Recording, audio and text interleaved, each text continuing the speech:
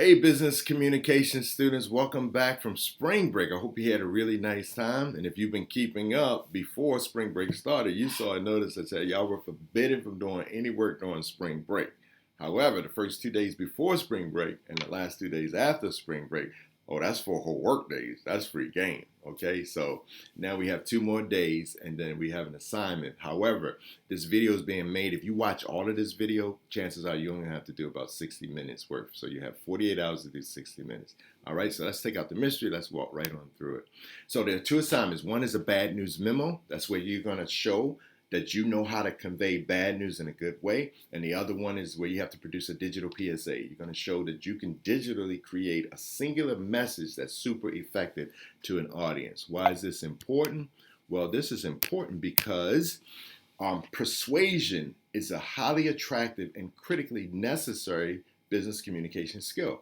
So in the business environment, you have to persuade lots of times. You have to persuade customers to do something. You have to persuade employees, management, subordinates, investors, regulators. And so people who can successfully communicate and persuade in a business context, two things that they can do is that they can effectively turn lemon into lemonades. They can communicate how to do that. And then the other one is they can create digitally a message that's super effective that helps the organization's goals, helps them accomplish those goals long down the road. So the first one is a bad news memo, and we're going to walk through some examples. However, it's going to consist primarily of 3 paragraphs. The first one is, hey, boss, they threw lemons at us.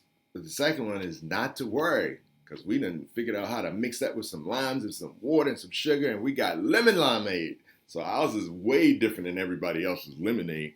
And then the third paragraph is going to be some kind of close, all right, where you're going to do some combination of passive, assertive, aggressive close.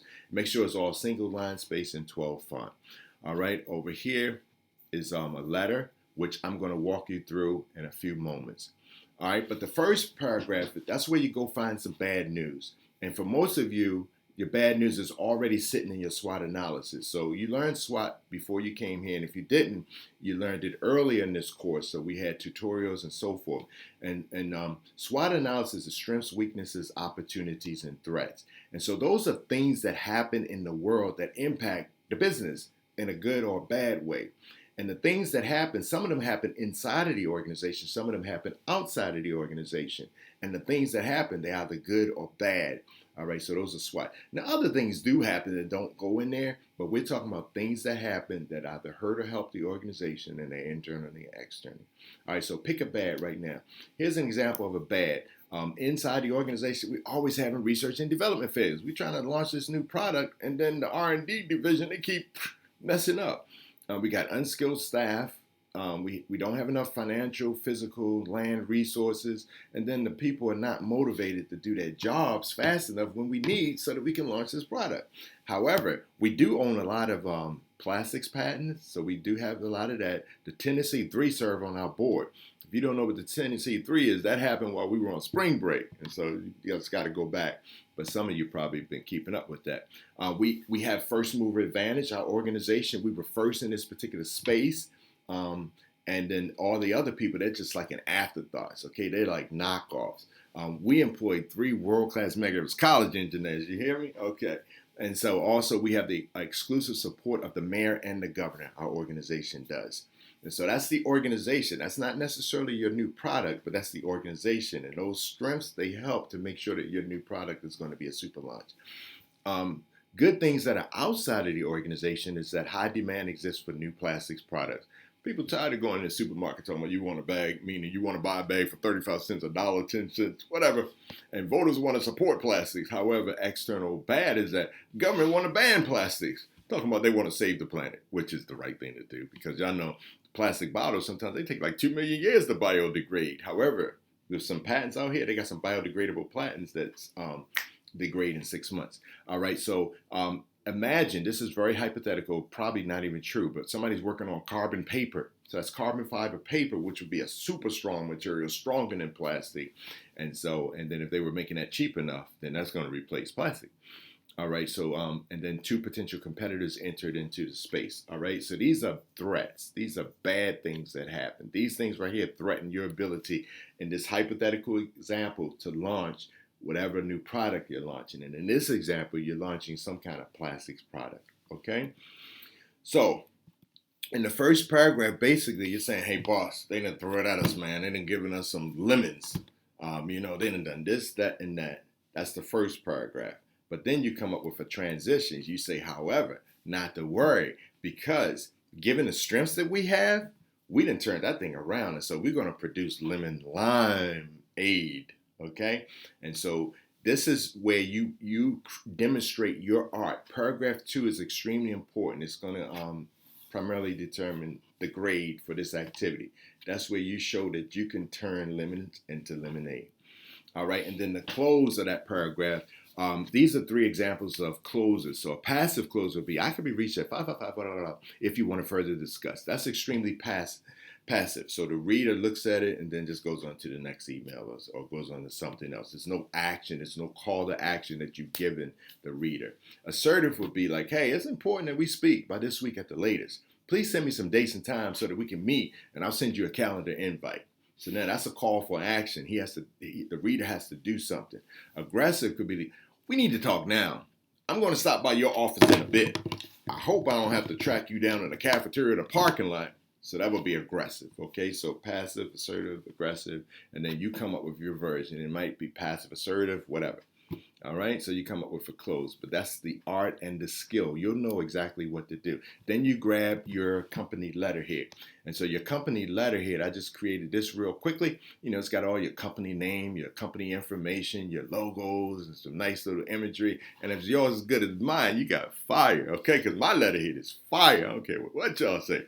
And so anybody in the organization, 1,000 employees can grab this same letterhead, and no matter what they put on it, people will know, and then they'll know all of the information, and then you just pop your letter right inside of there. So we have the to, from, date, subject. It needs to be directed to a person, 1 or 2 people in upper management. They have to be in upper management. This is you. You have to put your title, the date, and then this is what I put: legislative passage update and resulting opportunity. You put your own wording in there. Dear VP Chelsea Summerfield and Director Jake Brenner, the New York State passed legislation this week forbidding the use of singular. All right, so y'all can just pause it right here and read this, but that's where you fill in your lines. Let's see. The release of our proposed new plastic sneakers, our plastic sneakers new product launch. Specifically, our plans to do XYZ in New York State have been forbidden. And then you'll go through all of that. And then retailers can do XYZ. However, given our strengths and such. And by the way, this transition right here, that's real important. That's the art of your paragraph. That's where you have to come up with the right transition. So I have nonetheless. You could put in spite of it. You could put not to worry. Or you could put something like, when they go low, we go high. So you'll come up with any kind of transition that you think is really powerful, and then all of a sudden that's where you start singing glory. You've written in and you've saved the day.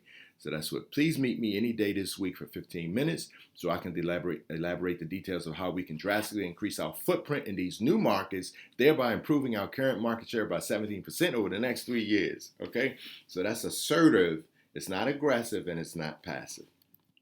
All right, now, so that's that. And so you just take that and then you place that to the right discussion form, which I'll show you in a minute. The next one is you got to come up with a digital PSA. Have a singular message that you want to introduce. And here's some examples. This one right here, a new product is coming soon. Pay attention and get ready. Those are not the words, but that's the message. So if you just have plastic sneaker shoes coming soon, boom, then the real message that you're really saying is a new product is coming, pay attention and get ready.